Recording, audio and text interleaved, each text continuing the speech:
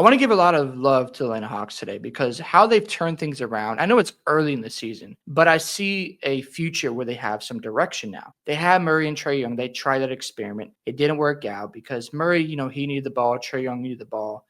It just wasn't a good fit. And the trade that went under the radar, in my opinion, because I wasn't paying much attention to it, was the Murray for Dyson Daniels trade. And seeing Dyson Daniels, I already knew he was a phenomenal defender, but seeing him get a bigger role with Atlanta in the starting lineup and guarding the best players, I think, in my opinion, he's the best perimeter defender in the NBA because he can lock you up. He's good with help defense. He's good at blocking shots, stealing the ball, and putting pressure on the offense to make quick decisions. So you have a guy like Damian Lillard, De'Aaron Fox. You have these great guards out there, Stephen Curry. You have SGA. This guy can go there and lock them up for a period of time. It takes pressure off Trae Young because he doesn't have to worry about, I got to guard this guy. I got to, spend all my energy on defense. He can save that for the offensive side of the ball. Now, I know Trae Young's efficiency has not been that good, but he leads the league in assists. That counts for something. He's still getting you 20 points a night. And I know he's shooting 31% from the three.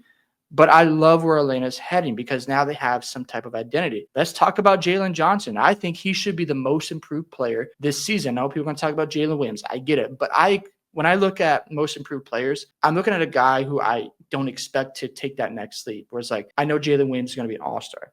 No disrespect to Jalen Williams. He's a phenomenal basketball player. But Jalen Johnson, what he's doing for the Atlanta Hawks, man, you're averaging 20 points a night almost.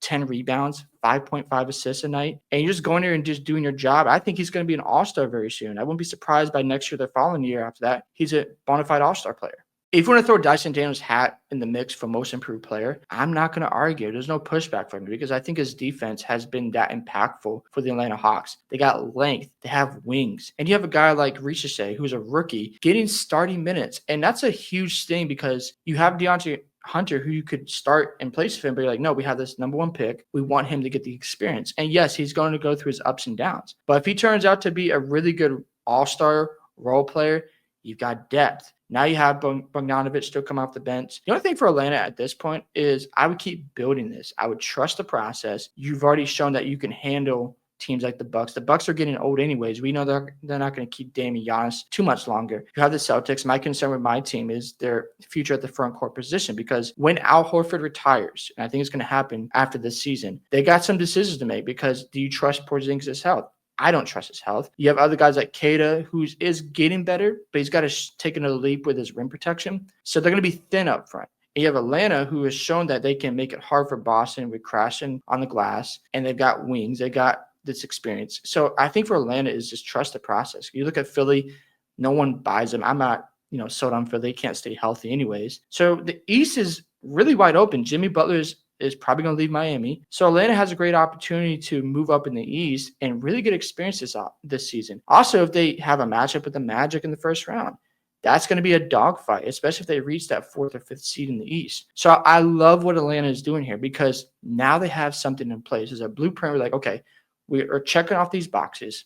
We have our Dyson Daniels who can lock people up. We got our number one draft pick in Ricochet, who has shown flashes of growth, and he's only going to get better. Trae Young is leading our offense, and yes, we would like him to get better with his shooting, but we can live with him getting 12 assists a night and 20 points, and if that's how Trae Young is going to play out his career, that's fine because you need somebody running your offense, organizing things. We see it time and time again with like the Phoenix Suns. They went through a struggle last year without a point guard.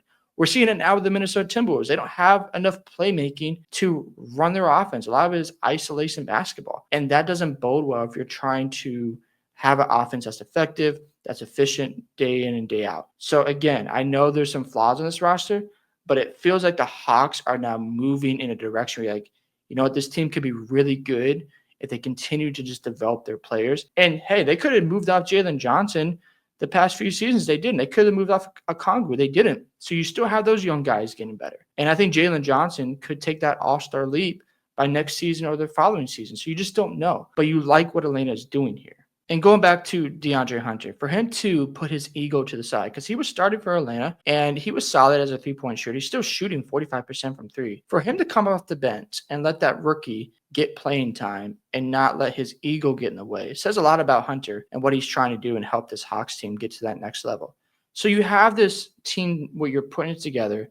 You have a young core in Hunter, Ricochet, you still got Trey Young, you've got Jalen Johnson, you've got Okongwu, and you've got Dyson Daniels. Now, if you're going to keep Capella, you can throw him in the mix, but I still think Atlanta needs to make another move at some point when it comes to upgrading this roster. I think a backup point guard would be ideal just to give Trey Young some rest, and maybe that will help his efficiency so he doesn't have to log in so many minutes. But again, Atlanta, you guys should be excited. This team is heading in the right direction. Just continue to develop these guys, let them continue to get confidence. And if you're beating the Celtics and the Bucks and you have a winning record against quality opponents, you're going to beat those bad teams. And I know they're 14 and 12, but it's something to say about upgrading the roster and adding a piece like Dyson Daniels and trusting Jalen Johnson because he has a bigger role now. And you're seeing a Congo off the bench. I love the athletes on Atlanta. And again, we want to see Trae Young shoot the ball better, but you gave me 12 assists a night. I can live with that. And you're over 500 and you're beating quality opponents and you're a young basketball team just trying to get better. I can vouch for that. So hope you guys enjoyed this video. I'd love to hear your thoughts on what Atlanta's doing. Do you think they're heading in the right direction? Don't forget to like and subscribe to the channel. I'll catch you in the next one.